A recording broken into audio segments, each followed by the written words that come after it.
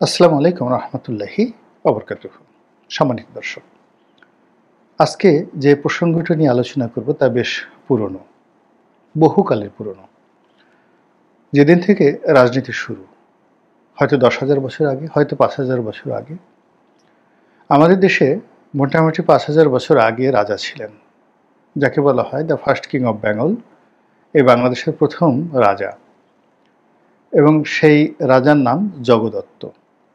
মহাভারতের যে যুগ, সেই যুগে বাংলাদেশের রাজা ছিলেন জগদত্ত, এবং তিনি সশূন্যে মহাভারতের যুদ্ধে অংশগ্রহণ করেছিলেন। এবং দুর্ভাগ্যজনক হলেও সত্যি যে বাঙালির প্রথম রাজা সিদ্ধান্ত নিতে ভুল করেছিলেন, এবং সেই ভুল করতে গিয়ে তিনি মহাভারতের যে দুটো পক্ষ, পাণ্ডব এবং কৌরব, আপনারা জানেন যে পাণ্ডবরা জয়ী হয়েছিল, কৌরবরা পরাজিত হয়েছিল। বাংলাদেশের রাজা জগদত্ত কৌরবদের পক্ষে অংশগ্রহণ করেছিলেন এবং সশূন্যে তিনি নিজে এবং তার সকল সৈন্যবাহিনী সহ তিনি যুদ্ধক্ষেত্রে মারা গিয়েছিলেন। তারপর হয়তো 1000 বছর চলে গেছে, বাংলাদেশে কোনো রাজার সন্ধান আমরা এরপরে পাই না 1000 বছর ধরে। আপনি যদি মেসোপটেমিয়া এলাকাতে যান, ব্যাবিলনে যান, সেখানে আপনি রাজনীতির ইতিহাস হয়তো 10,000 বছরের পুরনো ইতিহাস সেখানে পাবেন। চীনেও 10,000 বছরের পুরনো ইতিহাস পাবেন। তো যেটা বলছিলাম যে যেদিন থেকে রাজনীতি শুরু, সেদিন থেকেই রাজনীতিবিদরা, রাজারা, মন্ত্রীরা, সেনাপতিরা পালাতে হয় কিভাবে, নিরাপদে, নিশ্চিন্তে, নির্ভাবনায়। এখন যেটিকে সেফ এক্সিট বলা হচ্ছে, অতীতকালে এটিকে বলা হতো নিরাপদে পালানোর যে ব্যবস্থা, এটা তারা সবার আগে করতেন। এবং যুদ্ধে জয়লাভ করা যতটা গুরুত্বপূর্ণ ছিল, তেমনি যুদ্ধে পরাজিত হওয়ার পরে সর্বনিম্ন ক্ষয়ক্ষতি মোকাবেলা করে, বা একেবারে সর্বনিম্ন ক্ষয়ক্ষতি, মানে সেই ক্ষতির মাধ্যমে এই বিশাল ক্ষতিকে এড়িয়ে নিরাপদে যুদ্ধক্ষেত্র থেকে পালিয়ে আবার যুদ্ধ করার জন্য শক্তি অর্জন, অথবা বাকি জীবন সুখ স্বাচ্ছন্দ্যে বা অ্যাটলিস্ট নিরাপদে কাটানোর জন্য যে কৌশল, এই কৌশল সরকারিভাবে, মানে রাষ্ট্রীয়ভাবে, পলিটিক্যালি এটা শিক্ষা দেওয়া হতো সবাইকে, রাজপ্রাসাদ থেকে শুরু করে সব জায়গাতে। আমি আওয়ামী লীগ জমানাতে বেশ কয়েকবার, অন্তত পক্ষে 8 থেকে 10 বার একেবারে এই বিষয় ইন ডিটেলস, কখন পালাবেন, কিভাবে পালাবেন, কেন পালাবেন, এই শিরোনামে অনেকগুলো কলাম লিখেছি। নয়াদিগন্তে লিখেছি, বাংলাদেশ প্রতিদিনে লিখেছি। এবং আমি জানতাম যে আওয়ামী লীগের একটা সময় পালাতে হবে। আমার বিশ্বাস যে আওয়ামী লীগের অনেক নেতা সেই লেখাগুলো পড়েছেন, মোরাললেস অনুসরণ করেছেন, মান্য করেছেন। ফলে আপনি দেখুন যে এত বড় একটা ক্ষমতাচ্যুতি, এত বড় একটি অভ্যুত্থান, মানে 15 বছরের ক্ষমতা, তার সঙ্গে ছাত্র জনতার বিশাল বিপ্লব, সেই বিপ্লবে আওয়ামী লীগের লোকজন যত চমৎকারভাবে প্লেনে করে, হেলিকপ্টারে করে, নৌকায় করে, পাহাড়, সমুদ্র এবং বনভূমি অতিক্রম করে তারা পালাতে পেরেছেন। ভারতে, নেপালে, ভুটানে, সিঙ্গাপুর, মালয়েশিয়া, দুবাই, পৃথিবীর কোথায় না আছে আওয়ামী লীগের লোকজন এখন গিজ গিজ করছে। তো কাজেই পালানোর ব্যাপারে তাদের একটা বিরাট প্রস্তুতি ছিল, এবং সেই প্রস্তুতি তারা নিজের থেকে নিয়েছেন বা নেননি, কোথা থেকে প্রশিক্ষণ নিয়েছেন তা আমি বলতে পারি না। তবে 2014 সন থেকে আমি যে এই বিষয়ে আমার যে বক্তব্য, টেলিভিশন বা এই যে ইউটিউব চ্যানেল যে কয় বছর ধরে শুরু করেছি, অসংখ্যবার আমি এই কথাগুলো বলেছি, আর লিখেছি অন্তত পক্ষে 10টি, যেটাকে বলা হয় পোস্ট এডিটোরিয়াল, ভালো ভালো পত্রিকাতে। লক্ষ লক্ষ মানুষ সেই জিনিসগুলো পড়েছে। তো আজকেও সেই বিষয়গুলো নিয়ে আলোচনা করব। এই আলোচনার সঙ্গে বর্তমান যারা আছেন তাদের কোনো সংযোগ নেই, এটা একটা জেনারেল আলোচনা। আপনারা হয়তো বলতে পারেন যে এখন তো উপদেষ্টাদের সেফ এক্সিট নিয়ে কথা হচ্ছে। এক গ্রুপ বলছে তারা পালাবেন, আর এক গ্রুপ বলছেন আমরা কখনই পালাবো না, আমরা এই দেশেই থাকবো। একই কথা ওবায়দুল কাদের সাহেব বলেছেন, শেখ হাসিনাও বলেছেন। রাজনীতিবিদদের জন্য সবচেয়ে সুন্দর যাকে বলা হয় বিশেষণ, সেটি হলো তারা কথা দিয়ে কথা রাখেন না। আর রাজনীতিতে শেষ বলে কোনো কথা নেই। এখন যারা আছেন তারা যদিও রাজনীতিবিদ নন, কিন্তু যেহেতু তারা পলিটিক্যাল চেয়ারে বসেছেন, কাজেই তাদের পরিণতি এবং তাদের নিয়তি, তাদের কর্মকাণ্ড সব কিছুই পলিটিশিয়ানদের মতোই হবে। তো সেই দিক থেকে অন্য যারা লোকজন আছেন আমাদের দেশে, তারা কথায় কথায় বলার চেষ্টা করছেন যে এরা পালিয়ে যাবে, এরা সেফ এক্সিট খুলছে। এর গ্রুপ বলছেন যে কোনো সেফ এক্সিট হবে না, তাদের সেফ এক্সিট একমাত্র মৃত্যু।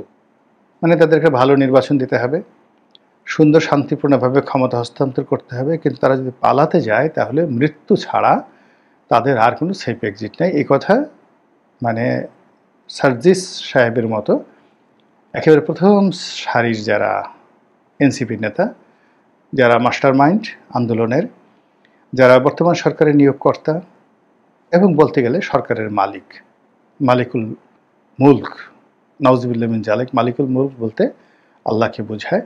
মানে এই যে বর্তমান যে রাজত্ব চলছে, এই রাজত্বের পৃথিবীর যে তথাকথিত মালিক, সেই তথাকথিত মালিক হিসেবে যাদেরকে মনে করা হয় তারা এই ছাত্র সমন্বয়ক যারা আছেন, তাদের প্রধান নেতা সার্জিস, তিনি স্পষ্টই বলেছেন যে কোনো সেফ এক্সিট হবে না।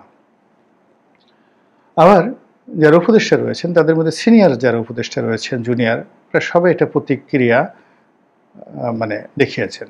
জনাব নাহিদ আলম, নাহিদ ইসলাম, যিনি এনসিপির সভাপতি, তিনি যখন বললেন যে অনেক উপদেষ্টার ব্যবহারে আমরা অসন্তুষ্ট, অনেকে আমাদের সঙ্গে প্রতারণা করেছেন, অনেকে সম্পদের পাহাড় গড়েছেন এবং তারা সেফ এক্সিটের জন্য প্রাণান্ত চেষ্টা করছেন।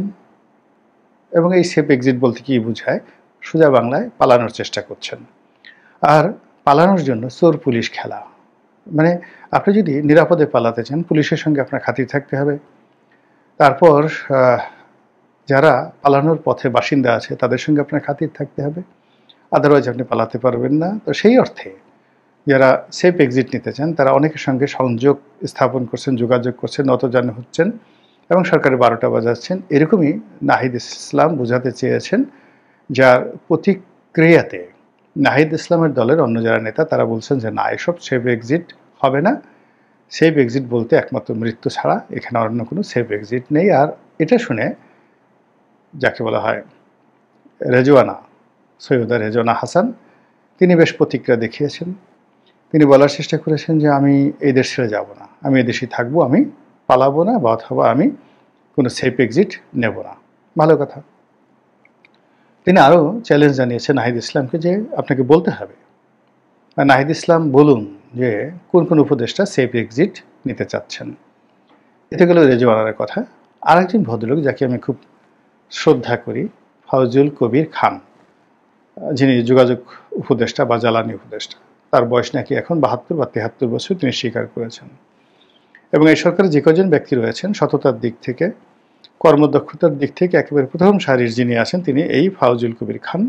তার কিছু কিছু কর্ম রীতিমতো এই সরকারের জামানাতে কিংবদন্তিতে পরিণত হয়েছেন। তিনি খুব আক্ষেপ করে বলেছেন যে আমার এই 72 বছর বয়স, আমার এই কর্মকালীন সময় আমি এক মুহূর্তের জন্য কাউকে অতিরিক্ত বা অন্যায্য সুযোগ দেইনি, কোনো আত্মীয় স্বজনকে নিয়োগ দেয়নি, কোনো ব্যবসা বাণিজ্য থেকে শুরু করে সরকারি কর্মকাণ্ডে স্বজনপ্রিয়তা দেখায়নি। তাহলে আমাকে কেন সেফ এক্সিট নিতে হবে? এই বয়সে আমি কি করে সেফ এক্সিট নেব? এটা খুবই দুঃখজনক একটি বক্তব্য। তিনি তার মতো সর্বজন শ্রদ্ধেয় সাবেক সচিব, তিনি এই কথা বলেছেন, যেটা আমাদের যারা অপকর্ম করেছেন তাদের উপর রীতিমতো চপেটাঘাত। এনিওয়ে, এই চলমান প্রসঙ্গ বাদ, আগে বলে নেই যে পালানোর বিষয়।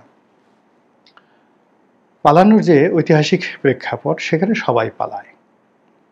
পৃথিবীর এমন কোনো বীর নেই যে জীবনে একটি বারের জন্য পালায়নি। স্বয়ং আলেকজান্ডার বহুবার পালিয়েছেন।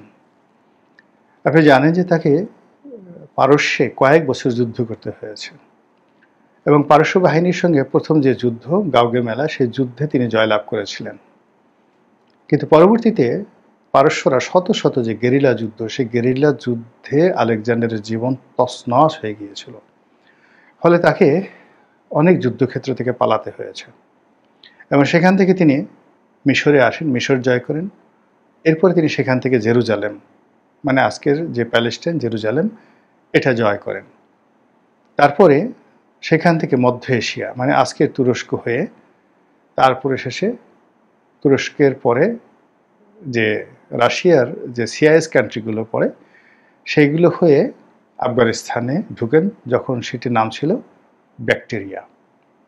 তারপর তিনি ভারতে আসেন, ভারতে ঝিলাম নদীর তীরে, এই যে এখন যে পাঞ্জাব, এখানে এসে তিনি যুদ্ধ করেন পাঞ্জাবের বীর পুরুর সঙ্গে।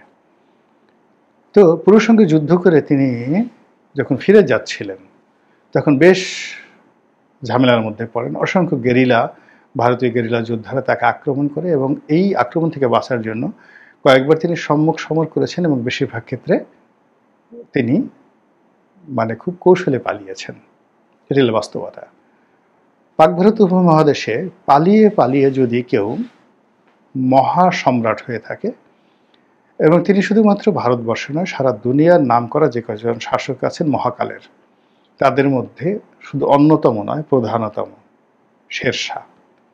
মাত্র 5 বছরের শাসন আমলে তিনি পুরো ভারতবর্ষে সুশাসন, ন্যায় বিচার, তারপর প্রজা কল্যাণ, আইন প্রণয়ন এবং ইঞ্জিনিয়ারিং ওয়ার্কস, স্থাপত্য পুরা কৌশল, অর্থাৎ রাস্তাঘাট, পুল, ব্রিজ, কালভার্ট, প্রাসাদ, এইগুলো নির্মাণে তিনি যে ইতিহাস তৈরি করেছেন, পৃথিবীতে তার সমপর্যায়ের আর কেউ করতে পারেনি। বোঝার চেষ্টা করুন যে আমার এখন ঢাকা থেকে চিটাগং যেটা হাইওয়ে আছে, এই হাইওয়ের একটা লেন বাড়াতে হবে, মানে 2 লেন ছিল, সেটাকে 4 লেন করা হলো। এই 4 লেন করতে 250 থেকে 350 কিলোমিটার রাস্তা। যদি মাইল ধরেন তাহলে কত? 150 মাইল। এই 150 মাইল রাস্তা তৈরি করতে 10 থেকে 12 বছর সময় লেগেছে, তারপরও এখনো পরিপূর্ণভাবে কমপ্লিট করা যায়নি, আরও বেশি সময় লেগেছে। অর্থাৎ আমরা আওয়ামী লীগ যখন 2009 সনে আসে, তখন এই প্রকল্পটা শুরু হয়, 4 লেনের কাজ। তো এটা শেষ হয়নি এখনো পর্যন্ত, এই গত 15 বছরও শেষ হয়নি। তো সেখানে সোনারগাঁ থেকে সিন্ধুনদ পর্যন্ত 2500 মাইল, 2500 মাইল যদি ধরেন 1.6, তাহলে প্রায় 4500 কিলোমিটার যে রাস্তা, গ্র্যান্ড ট্রাঙ্ক রোড, মাত্র 3 থেকে 3.5 বছরে তিনি নির্মাণ করেছিলেন। প্রতি 1 ক্রোশ পরপর একটা পোস্ট অফিস ছিল, একটা সরাইখানা ছিল, মানে একটা হোটেল ছিল, থাকার যেত। ওখানে একটা থানা ছিল, একটা চৌকিদার ছিল, ফৌজদার ছিল, ওখানে ঘোড়া অদল বদল করা যেত প্রতি 1 ক্রোশ পরপর। এবং এই যে 2500 কিলোমিটার রাস্তা, মাইল, 2500 মাইল রাস্তা, এই রাস্তাটা এতটা নিরাপদ ছিল, রাজ্যের সব অংশে নিরাপদ ছিল, কিন্তু এই রাস্তার কোনো একটা জায়গাতে যদি আপনি 1 বস্তা স্বর্ণ মুদ্রা ফেলে যেতেন দুর্গম এলাকাতে, 1 বছর পরে এসে সেটা অক্ষত অবস্থায় পাওয়া যেত। তো এই যে লোকটি জনাব শেরশাহ, তার জীবনটা শুরু হয়েছে পালানো দিয়ে।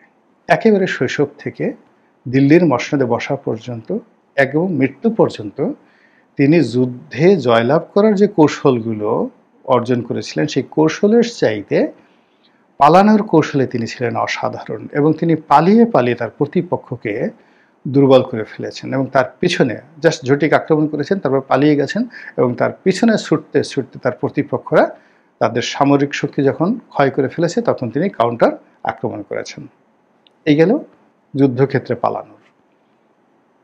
এখন আওয়ামী লীগ যুদ্ধক্ষেত্র থেকে পালিয়ে গেছে নাকি আমরা তাদেরকে তাড়িয়ে দিয়েছি, সেটা পরের ব্যাপার, আমি শেরশাহের সঙ্গে তুলনা করব না। আর একজন পালিয়ে অসাধারণভাবে আবার ফিরে এসেছেন এবং একটা ডাইনেস্টি প্রতিষ্ঠা করেছেন, তিনি হলেন সম্রাট হুমায়ুন। তিনি রাজ্য হারিয়েছিলেন